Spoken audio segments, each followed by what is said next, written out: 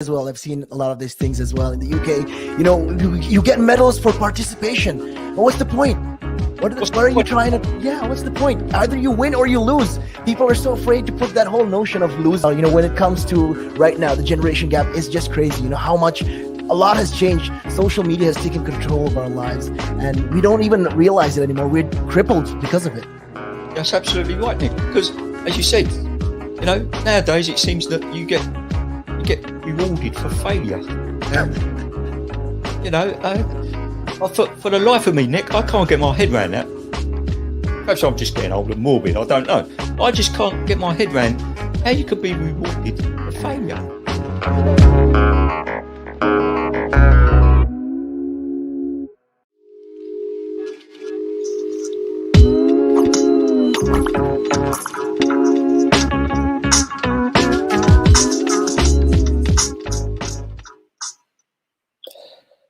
Hello everyone and welcome back to The Happening. My name is Jorge Shaft and it's been quite interesting so far this episode. Bit of a change in format. I decided to go from away from the UK stories first and then, slowly been reeling it back to bring it home. I guess before I actually do bring it home, I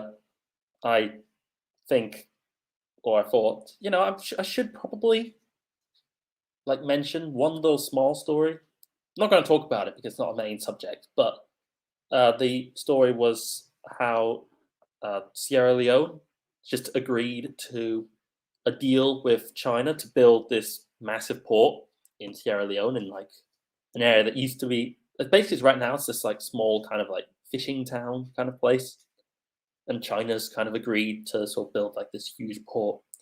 And I was going to talk about here's proof of the Belt and Road Initiative working, because it's going to be this great investment and people are going to love them for it. But let's move on from that and talk about the UK. There's a story that I have got preserved, which, how should I put this? It's going to be the hook into discussing something in greater depth. And it was that schools are not being repaired. It was sort of originally out by this school headmaster. I can't actually find the article now, which is annoying. I believe it was in The Guardian, but I'm not going to waste my time live on air kind of all looking for it.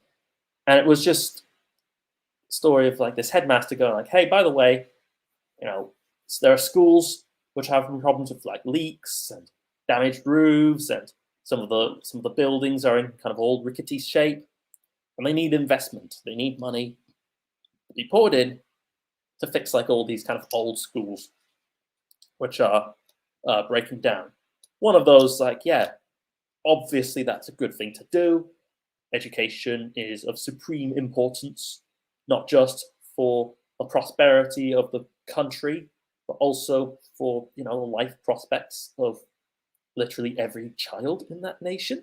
Just a small little thing, I assure you. But it made me think, because you see, yes, I agree that schools have got leaky roofs, needs to be fixed. And if the money's not there, make it be there. We can do that. But it then made me think of okay, but why have they been sort of allowed to get to that state? And then one of the things that immediately came to mind was, the past year has been the plague year, hasn't it? I am talking to you today from the white void that is my flat, instead of from the awesome, amazing studio, in part because of the pandemic. And that's been quite a common thing that's been sort of circulating through a lot of sectors. People not going into work because they're working from home or working outside in the park. And then it really, really caught my mind when I saw a story in The Guardian today that, well, it says this. I'm utterly sick of it. UK workers on the return of the commute. All right. As September approaches, employers are increasingly asking workers to come in, with many offices adopting hybrid systems after months of working from home, prompting mixed emotions. Commuting can be both expensive and polluting. UK workers pay more of their salary in commuting costs than their EU counterparts, and, before the pandemic, 2/3 of people travelled to work by car. But despite the costs, which also include time, some value commute for separating their work and home lives. And then the first person literally says, I can't keep doing this commute. And there's this London guy talking about how he takes this like ridiculous marathon odyssey, wakes up at like 5 a.m. to hop into the sort of a bunch of different tubes to reach his work. And I have had the thought of there's been a couple of stories that are like this.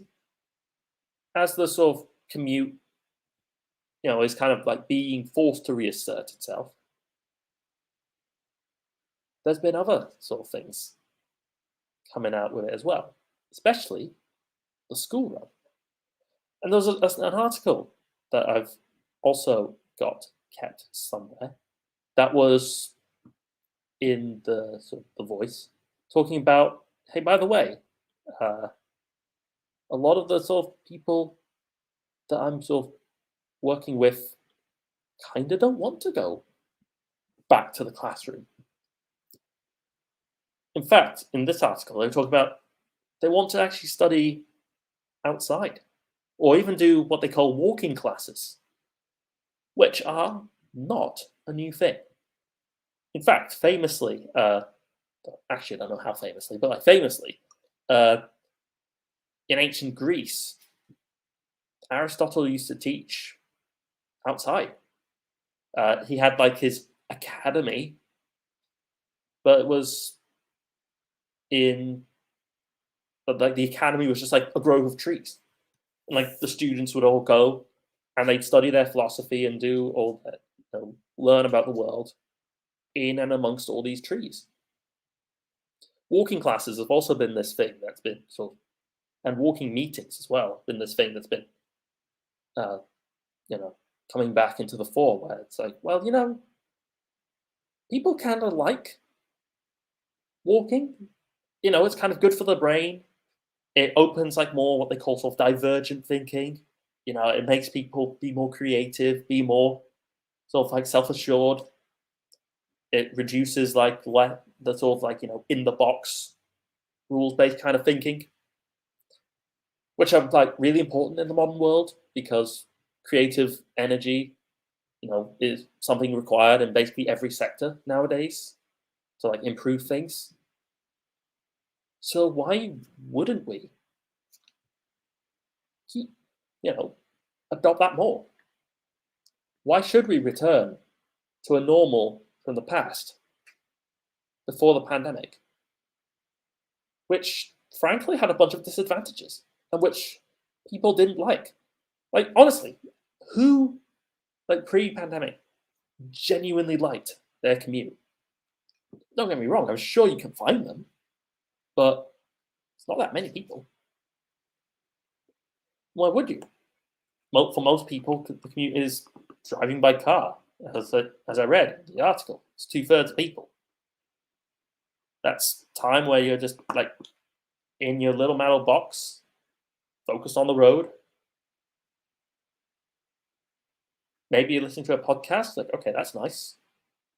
You can also listen to a podcast on the train or at home.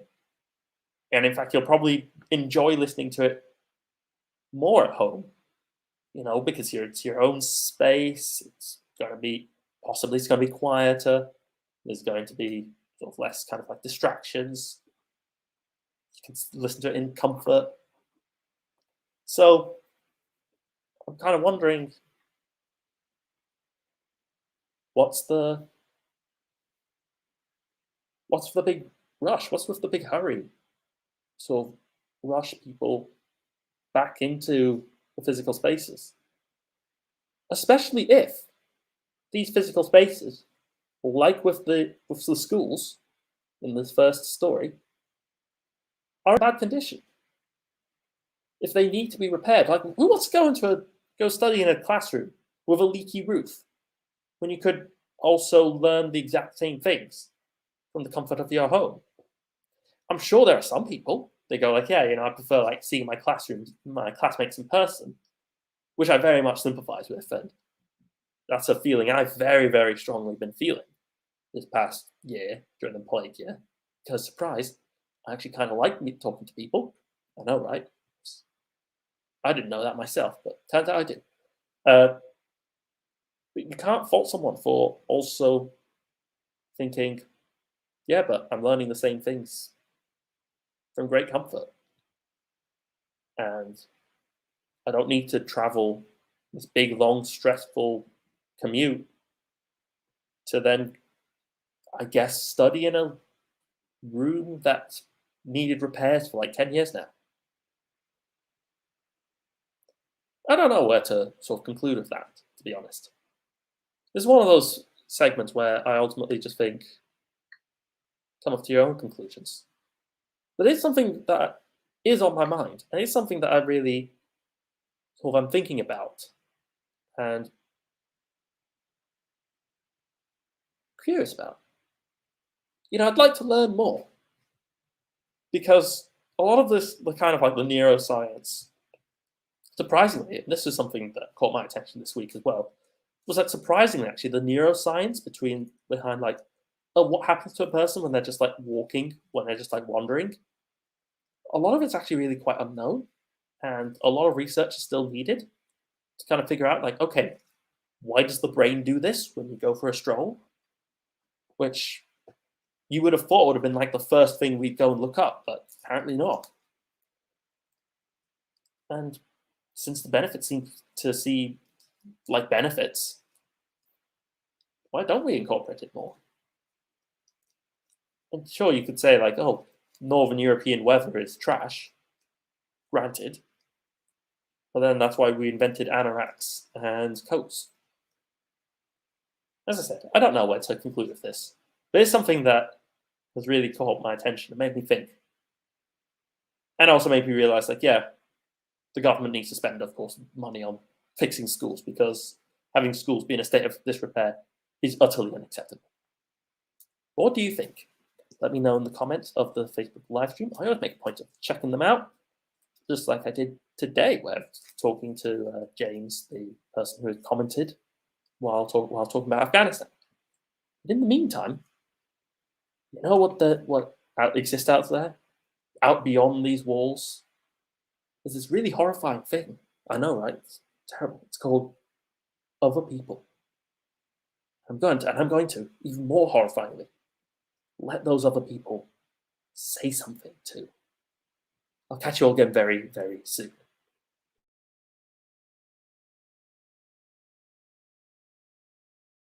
We've seen it, right? If an owner of a large public traded company does something wrong, irrelevant of what that company does or how valuable that company is, the stock generally falls into a pool of nothing, right?